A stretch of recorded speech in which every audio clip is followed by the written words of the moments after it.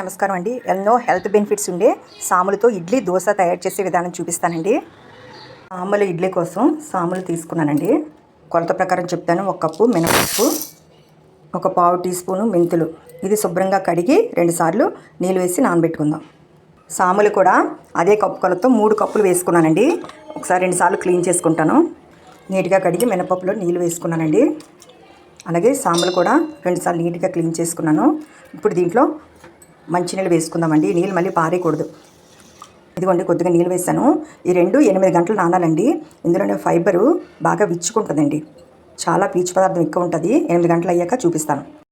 8 గంటల తర్వాత చూపిస్తున్నానండి. ఇదిగోండి బాగా నానింది సాములు. మినపప్పు ముందుగా గ్రైండ్ చేసుకుందాము. మిక్సీ జార్లో వేసాను. సాములు నానబెట్టిన నీళ్ళు ఏం వేస్ట్ కావండి. ఆ నీళ్ళు వేసే మిక్సీ చేసుకుందాం. ఇదిగోండి మెత్తగా గ్రైండ్ చేశాను. ఈ సాములను కూడా మిక్సీ జార్లో వేసుకుంటాను. జార్లో వేసుకున్నానండి. ఉడికించిన సాముల అన్నం కూడా వేసుకుంటున్నాను. ఇదంతా మెత్తగా గ్రైండ్ చేసుకుందాం. ఇలా 3 కప్పులు సాములు వేసుకున్నాను కదండి. అందులో అదే సాములతో అన్నం 1 కప్పు వేసుకున్నాను. ఇలా కొలతగా వేసుకుంటే ఇడ్లీ చాలా స్మూత్గా వస్తుందండి. ఇదిగోండి చిన్న బరకు వచ్చింది చూసారా రవ్వలాగా. ఇప్పుడు దీన్ని ఒక గిన్నెలో వేసుకుందాం. మనం 8 గంటలు నానబెట్టి ఇలా ప్రిపేర్ చేసుకున్నాం కదండి. ఈ సాముల్ని మళ్ళీ రాత్రి రుబ్బుకున్నాను. ఉదయం మళ్ళీ ప్రిపేర్ చేసుకోవాలి. 8 గంటలు ఫర్మెంట్ చేసుకోవాలి. రుబ్బులోనే మీ టేస్ట్కి తగ్గ సాల్ట్ వేసి కలుపుకోండి. ఇదిగోండి బాగా కలుపుకుంటున్నాను. చూసండి ఇడ్లీ రుబ్బు ఇలా కలుపుకోవాలి. ఇప్పుడు గిన్నెకి కొద్దిగా ఆయిల్ అప్లై చేసుకున్నాను. ఇడ్లీ ప్లేట్కి కొద్దిగా ఆయిల్ అప్లై చేసి ఇలా ఇడ్లీ రుబ్బు వేసుకోవడం. ఇదిగోండి అన్నీ వేసుకున్నాను. ఇడ్లీ పాత్ర ఆమ్లెట్ స్టవ్ మీద పెట్టుకున్నాను. ఇదిగోండి ఒక 10 నిమిషాలు ఇడ్లీ ఉడికించుకుందాం. సాములు ఇడ్లీ ఉడికిపోయిందండి. బయటికి తీసాను. ఒక 2 నిమిషాల నుండి తీద్దాం బయటికి ప్లేట్లోకి.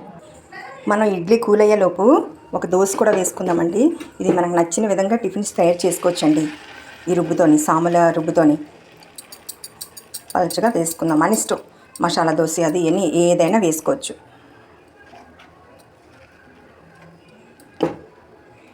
కొద్దిగా ఆయిల్ అప్లై చేశాను. బాగా కాలనిద్దాం. సాముల వల్ల అనేక ఆరోగ్య సమస్యలు తగ్గుతాయండి. పీసీఓడి ప్రాబ్లం తగ్గుతుంది. ఫైబర్ ఎక్కువగా ఉంటుంది. మలబద్ధకాన్ని నివారిస్తుందండి. మైగ్రేన్ సమస్యలను నివారించడంలో చాలా సహాయపడుతుంది. ఇది పైత్యం ఎక్కువ వల్ల భోజనం తర్వాత గుండెలో మంట, గ్యాస్ ఫామ్ అవటం, ఉబ్బరం అంటారు కదా, అవన్నీ తరిమి కొడుతుందండి. దోశ బాగా కాలిందండి. తీసుకుందాం. దోశ రివర్స్ చేశానండి. తీసుకుందాం ప్లేట్లోకి. ఇడ్లీ కూల్ అయిందండి. ప్లేట్లోకి తీసుకుందాం. చూసారండి ఎంత మెత్తగా ఉందో. ఆరోగ్యానికి ఆరోగ్యం, టేస్ట్కి టేస్ట్ ఉంటుందండి. ఇటువంటి కొబ్బరి చట్నీ తయారు చేసుకుని కొబ్బరి చట్నీతో సర్వ్ చేసుకుందాం. దోశ కూడా చూసారు ఎంత క్రిస్పీగా వచ్చిందో. ఈ టిఫిన్ ఇలా తింటే మీరు ఇంకా మామూలు దోశలు అవి తినరండి. మీరు ట్రై చేసి కామెంట్ పెట్టండి.